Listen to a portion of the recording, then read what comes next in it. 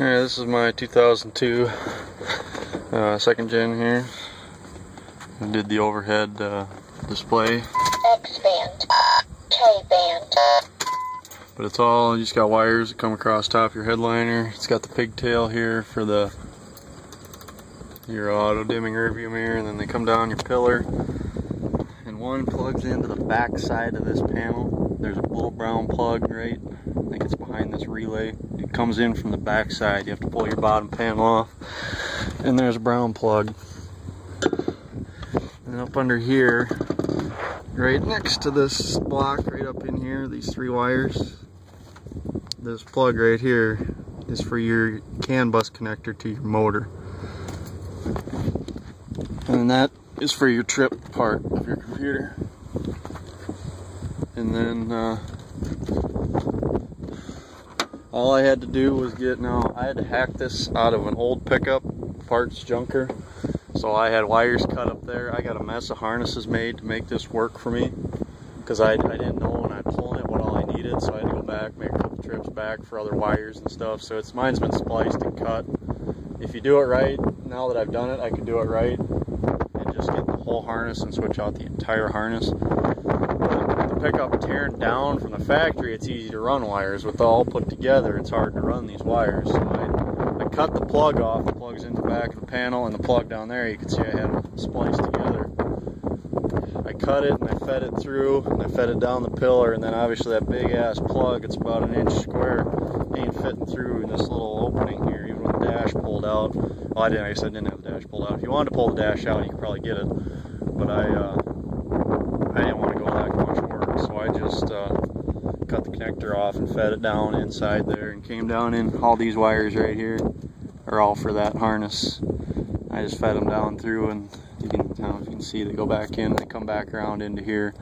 And I said that's for your power, that gets your auto, your dimming with your for the overhead console to dim with your headlights or your dash lights to run off your scroll switch. That'll run off that. And then the power for the dome lights, the trigger for the dome lights, and all that comes from that plug-in. So that three-prong CAN bus connector goes to your engine ECM, which gives you your trip, your miles, your fuel economy, your distance to empty, your key on, ignition time, all those other functions. Basically everything with the compass and the temperature and the dome lights come through that connector. Then under the hood, all I had to do was everything. I put everything under there was plug and play. I did not have to, besides the fact that I cut wires, I didn't have to cut wires. Those were factory. Just, you make most of your hood, you got your, my dome light's been cut off. But this connector comes out of your dome light, or your overhead light, your hood. This connector here on mine is just stuck down here. This is the connector. I just wonder what the hell this is for. Well, when I was looking at the junk pickup, I was like, oh, duh, that makes sense. But then you just run your sensor up and bolt it up under your grill here, and that's for your sensor play. This connector was here. I just got this harness and the sender out of the junk pickup.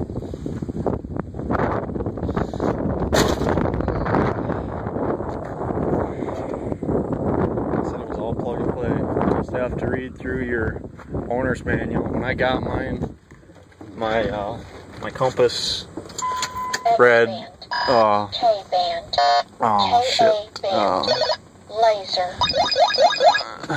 east all the time, and no matter what direction you're going, it read east. There's procedures in your owner's manual that instruct you how to reset it. I think you hold one of these for a certain period of time and it'll blink, and then you use the other one to scroll through or something, and then you can go in a big flat open field. Like, you know, I live in the country. I just went out in this field right here. It's my dad's. It was in the winter time, so I just drove out there, and sorry, I had a split in the movie there. Camera died. But I had the water tower here, and then it's a big open field, but you know, I was far enough away from that it shouldn't affect it too much, and I haven't had much trouble. I maybe recalibrated it once since that happened, but I just drove out there, and you drive in a circle for 3, 4, 5 times. It'll blink when it's done calibrating. And I got the compass set, and then you got to program your degrees of variation And there's a map for that in the owner's manual too. It's a map of the United States, and it shows you, based on where you're at, what degree of variation you need to program, and it runs you through the steps on how to put that in. But then you just said you got all your options in. You got your compass temp. That's my odometer. I use it to program. I use it for fuel mileage. It's how many miles I have on this tank. And then there's your average econ. This is your live econ. Obviously I'm parked, so it's doing nothing. But when you're driving, it'll read 15, 16, 18, whatever it's doing. And your distance to empty. And your key on ignition time. And then there's dead. I don't know why, but it's just a blank. And then you go around and you're back to your compass. Now this pickup I pulled this out of actually had the factory security system from Mopar. So it's got the little anti-theft light. It doesn't do anything because I don't have a factory alarm system on this truck. But I got the doors off of it too for a project, and the doors had all the lock sensors and everything. Sorry, camera died again. But also out of that truck I grabbed these guys, the lit overhead vanity mirrors. They are also part of that harness. So you know, there's a lot of stuff in that harness if you want to take the opportunity to get it. Said the auto dimming mirror, which I love. The pigtails in there. The pigtails for these overhead mirrors or vanity mirrors are in there.